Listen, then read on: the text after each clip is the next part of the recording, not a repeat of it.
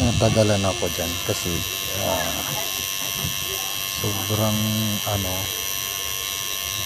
yung hindi hindi agad pumapasok yung ink dyan sa balat yan, kaya inulit ko yan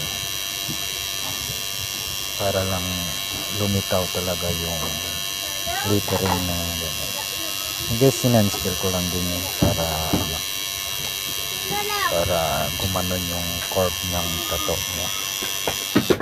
At saka ano lang din yan, ayaw niya humiga kasi hindi daw sasanay sa ganyan, kaya umupo na lang kami dalawa.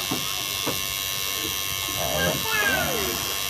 Tapos nag-video ko pala ako dyan para makita din ng mga viewers. Pangiti-ngiti lang siya dyan pero nasasaktan na yan siya. At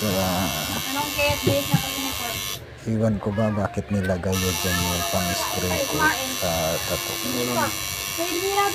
Pala, pasensya na kayo sa background. Sa bahay lang yun. Yung bahay ko lang dyan, yung pumupunta sila dito sa bahay para magpapatato, pero naka-schedule. May naka-schedule pa yan sa susunod. Kaya pagpasensya nyo na yung video. At saka hindi pa naman ako dyan sa pagtatato. Bago hindi na ako nagtatato. Saka yung gamit ko dyan, coil machine. Guys, ano pala yan? Yung pangalan yan, pangalan ng asawa niya.